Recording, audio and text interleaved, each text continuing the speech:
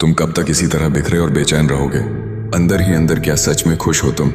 जो तुम कहते हो हाँ सब ठीक है, उस पर शक करना जरूरी है, क्योंकि जो सच में ठीक होता है वो तुम्हें इतनी भागम भाग नहीं कराता। पूरे दिन स्क्रीन के सामने बैठे रहना, वीडियो स्क्रॉल करते रहना, मन अनगिनत विचारों में उलझा रहना, ये सब तुम्हारे मन की बेचैनी का एहसास कराते हैं। जब रात आता है और तुम अकेले होते हो तो एक अजीब सी खालीपन और गड़बड़ी का एहसास होता है जिसे तुम नजरअंदाज कर देते हो।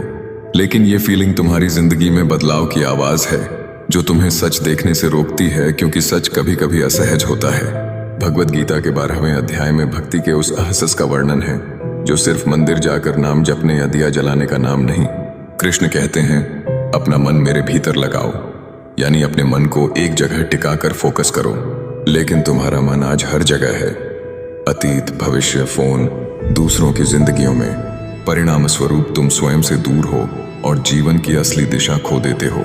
तुम कहते हो मुझे समझ नहीं आ रहा कि जीवन में क्या करना है, लेकिन इसका असली वजह यह है कि तुम कभी ठहर कर सोचते ही नहीं, बस भागते रहते हो। यह भागना शारीरिक नहीं बल्कि मानसिक है। कृष्ण कहते हैं यदि तुम सीधे फोकस नहीं कर पाते तो निरंतर अभ्यास करो। पर तुम क्या करते हो?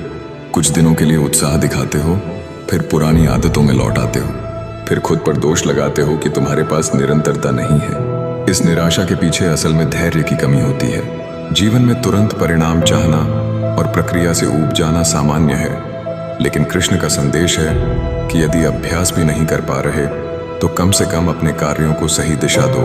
अभी तुम अनजाने में असली समय बर्बाद कर रहे हो, जो तुम्हारा मन सुस्त, बेचैन और कमजोर बना रहा है।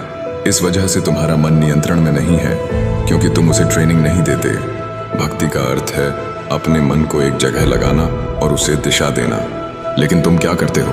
हर 5 सेकंड में अपना ध्यान बदल लेते हो। रील, चैट, नोटिफिकेशन, मुकाबला। खुद को कभी आराम नहीं देते। और सबसे खतरनाक बात है तुलना करना।